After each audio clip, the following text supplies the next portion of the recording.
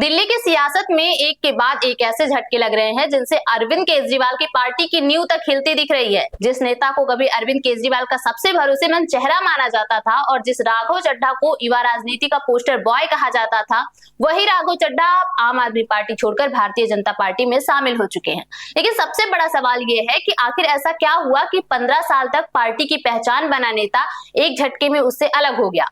अब खुद राघव चड्ढा ने वीडियो जारी कर इस फैसले की पूरी कहानी बताई है। नमस्कार, आप देख रहे हैं एक संदेश, मैं आपके साथ कल्पना पांडे। उन्होंने कहा है कि अपनी युवावस्था के 15 साल उन्होंने आम आदमी पार्टी को दिए और खुद को पार्टी का संस्थापक का सदस्य बताया। साथ ही दावा किया कि उन्होंने इस पार्टी के लिए खून पसीना और मेहनत लगाई। उनका कहना था कि वह राजनीति में करियर बनाने नहीं आए थे, बल्कि एक आंदोलन का हिस्सा बनने आए थे। लेकिन समय के साथ पार्टी बदल गई और पहले जैसी नहीं रही। वीडियो में राघव चड्ढा सीधे तौर पर पार्टी के मौजूदा माहौल पर सवाल उठाते हुए कहते हैं कि काम करने का माहौल खराब हो गया था, उन्हें काम करने से रोका जाता था और संसद में बोलने तक का मौका नहीं दिया जाता था। जिससे यह बयान सीधे तौर पर अरविंद केजरीवाल के नेतृत्व शैली पर सवाल खड़ा करता है। दोस्तों, पॉलिटिक्स में आने से पहले मैं एक प्रैक्टिसिंग चार्टर्ड अकाउंटेंट था। मेरे सामने एक बेहतरीन करियर था, लेकिन मैं उस करियर को छोड़कर पॉलिटिक्स में आया।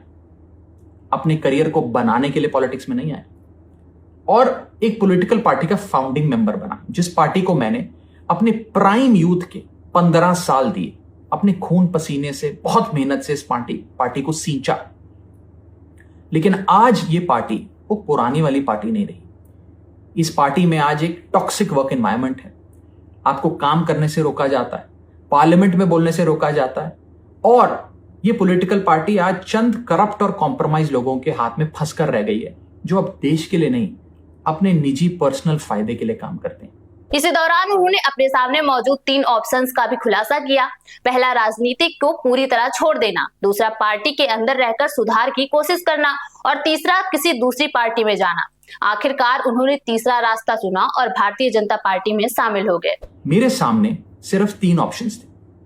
पहला ऑप्शन कि मैं पॉलिटिक्स ही छोड़ दूं। दूसरा ऑप्शन कि मैं इसी पार्टी में रहूं और चीजें ठीक करने की कोशिश करूं, जो कि हुआ नहीं।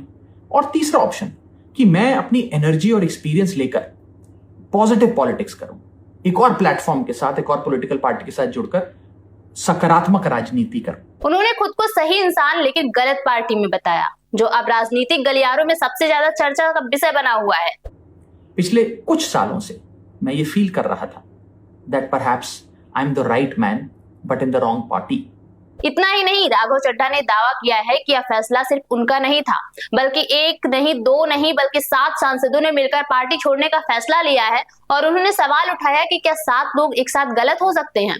इसीलिए मैंने अकेले ने नहीं, मेरे साथ 1 नहीं 2 नहीं 3 नहीं 4 नहीं 5 नहीं 6 और सांसदों ने, यानी कि कुल 7 MPs ने यह फैसला लिया कि हम अपनी इस पॉलिटिकल पार्टी से रिश्ता तोड़ते हैं। दोस्तों, पहले राघव चड्ढा ने आम आदमी पार्टी छोड़कर भारतीय जनता पार्टी ज्वाइन की और अब एक और बड़ा झटका ये मिला कि राज्यसभा ने राघव चड्ढा समेत सभी बागी सांसदों को आधिकारिक तौर पर बीजेपी का सांसद मान लिया है। यानी अब यह सिर्फ बयान नहीं बल्कि सरकारी रिकॉर्ड में दर्ज हो चुका फैसला है। इस पूरे घटनाक्रम को आम आदमी पार्टी के लिए एक बड़ी राजनीतिक चुनौती माना जा रहा है, क्योंकि अगर यह सिलसिला जारी रहा तो पार्टी की ताकत पर सीधा असर पड़ सकता है। वहीं इस फैसले का असर सोशल मीडिया पर भी दिखा, जहां रिपोर्ट्स के मुताबिक राघव चड्ढा के इंस्टाग्राम फॉलोअर्स में तेजी से गिरावट देखी गई और करीब 10 लाख फॉलोअर्स कम हो गए, जो कुछ रिपोर्ट्स में बढ़कर 20 लाख तक बताए गए।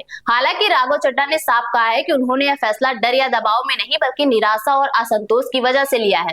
दोस्तों, दिल्ली की सियासत में कहानी अभी खत्म नहीं हुई है, ये तो बस शुरुआत है। क्योंकि जब राघव चड्ढा जैसे बड़े चेहरे रास्ता बदलते हैं तो सिर्फ पार्टी नहीं बदलती, पूरी राजनीति का खेल बदल जाता है। अब सबसे बड़ा सवाल ये है, क्या यह फैसला आम आदमी पार्टी के लिए एक बड़ा झटका साबित होगा या फिर भारतीय जनता पार्टी के लिए एक नई राजनीतिक ताकत बनेगा? और क्या आने वाले दिनों में और भी नेता पार्टी छोड़ेंगे? आपकी इस पर क्या राय है, कमेंट में हमें जरूर बताएं। धन्यवाद।